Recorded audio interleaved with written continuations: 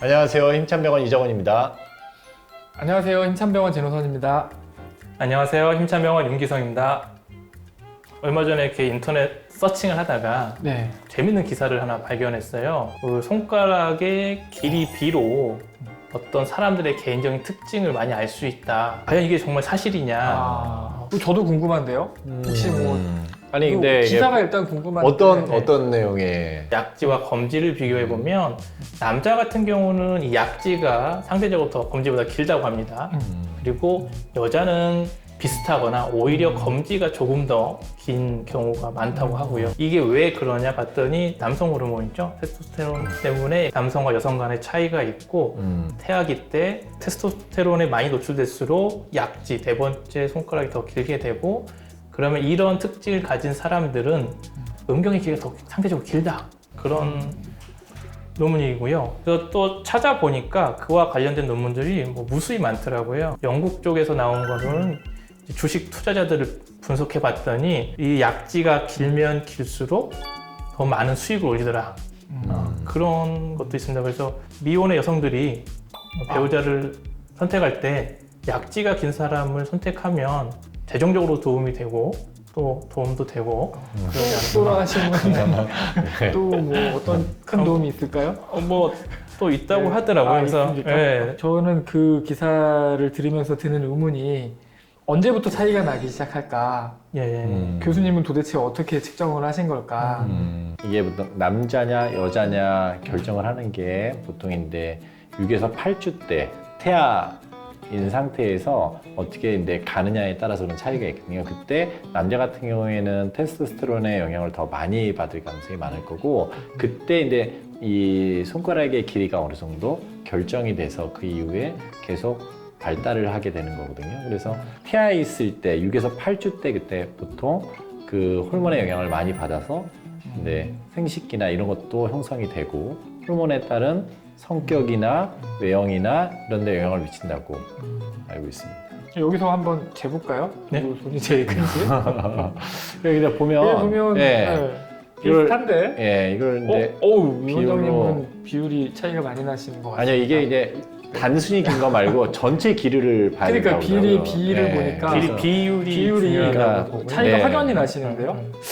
좀 하나 저는 뭐 비슷한 것 팁을 같은데. 드리자면 네. 약간 이렇게 재면 길이가 더 커져 보면서 조금 자신이 없으실 때는 살짝 밀어서 하면 약간 그게 도움을 받을 수 있을 것 같습니다. 그리고 이런 외형적인 것뿐만 아니라 여러 가지 우울감이라든지 공격적 성향이라든지 이런 것들에 대한 논문들도 많이 나와 있습니다. 약지가 좀 더 길다고 된 사람들은 공격적인 성향도 더 강하고 약간 충동장애나 이런 것들도 스펙트럼에 많이 들어가고 자폐 스펙트럼도 좀 많고 전립선 암 표지자죠. 그렇죠. PSA.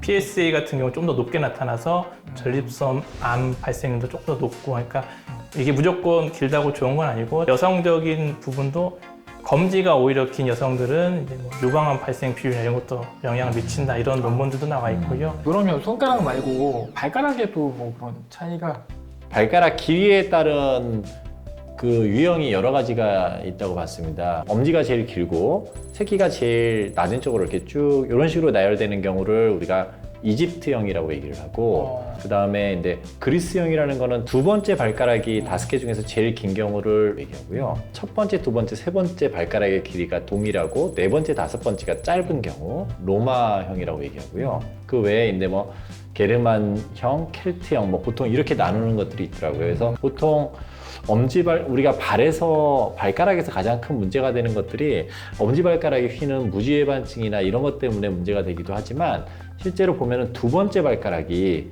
긴 사람들이 꽤 많이 있거든요. 그러면 신발을 신을 때 결국에는 제일 긴 게 있으면 자꾸 부딪혀요. 그러면 어떤 문제가 생기냐면 두 번째 발가락이 자꾸 접힙니다. 접히면 위아래로 튀어나오기 때문에 여기에 티눈이나 못이 잘 생겨요. 그리고 두 번째 발바닥 뼈에 있는 뼈가 충격을 받아서 무혈성 괴사라는 게 많이 옵니다. 그래서 실제로 그 발가락의 질환 중에서 휘는 거나 이런 엄지발가락의 질환뿐만 아니라 두 번째 발가락이 그런 질환이 많이 생기는데 그런 사람들의 공통점들이 보니까 두 번째 발가락이 다른 발가락보다 길더라 하면서 그런 문제들이 생기거든요. 그래서 그런 치료 방법으로 그 발가락 길이를 인위적으로 줄여주는 그런 수술을 하는 경우도 있습니다. 제가 본 적도 있고 그래서 발가락의 길이하고 모양이 결국에는 우리가 사는 데 있어서 여러 가지 통증이나 문제들을 일으킬 수 있다고 하더라고요. 저는 이제 발에 대해서는 별로 아는 게 없어서 좀 찾아보다 보니까 문화적인 것들 보면 전족이라고 예전에 중국에서 한 천여 년, 900 몇 년 정도 유지됐던 그 풍습인데 왜 발을 작게 만들어가지고 잘 걷지도 못하게 만드는 그런 것들 있지 않았습니까? 그게 뭐 여러 가지 이유 때문에 만든 것 같은데 보면 거의 발이 기형적으로 생겼더라고요. 근데 그런 거 보면 요즘도 발 기형은 아니지만 변형으로 오시는 분들이 외래 많이 있잖아요. 전족까지는 아니지만 발을 약간 학대하듯 한 이런 그런 신발, 하이힐 뭐 이런 것들 때문에도 많이 변형이 오시는 것 같은데 실제적으로 어떠신가요? 외래에서 보시면 이제는 그렇게 많지는 않아요.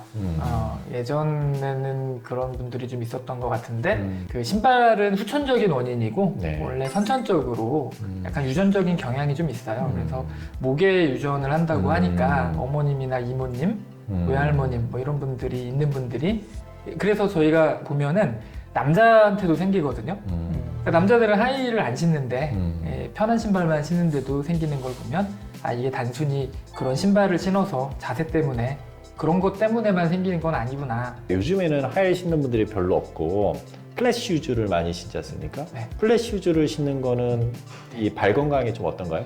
플랫 슈즈도 발 건강에 아주 좋다고 할 수는 없어요. 왜냐하면 충격을 흡수하는 메커니즘이 없거든요. 신발의 목적이 이렇게 발을 보호하는 역할도 있는데 이 보호하는 역할을 해주는 것이 없기 때문에 어느 정도 그런 게 갖춰져 있는 신발을 신으시는 게 좋습니다. 네. 저는 그 궁금한 게 하나 있는데 평발 있지 않습니까? 과연 평발이면 이렇게 못 걸을 정도로 군대에 못 갈 정도로 불편한 게 맞는지 이 평발이 유연성 평발이라고 해서 그 인대 문제 때문에 발이 유연한 사람이 있고요. 강직성 평발이라고 해서 발 모양 자체가 아예 변형이 돼버린 사람이 있거든요. 이 강직성 평발은 군대를 면제받는 거고 유연성 평발은 면제받지 못하는. 네. 다 같은 평발이 아니군요. 네, 맞습니다. 그럼 박지성 선수는 유연성인가요? 강직성인가요? 그건 진료를 봐야 알 것 같습니다. 오늘 뭐 네. 손하고 발의 질환에 대해서 여러 가지 알아봤는데 우리 그 윤 원장님이 던진 작은 돌이 저희를 이렇게 일으켜주고 저는 근데 앞으로 사람들 볼 때 악수를 먼저 해봐야 될 것 같아요. 상대방의 길이를 한번 이렇게 보면서 하는 게 괜찮지 않을까 하는 생각이 들었습니다. 이 영상이 도움이 되셨다고 생각하신다면 구독, 좋아요. 알림 설정 부탁드립니다.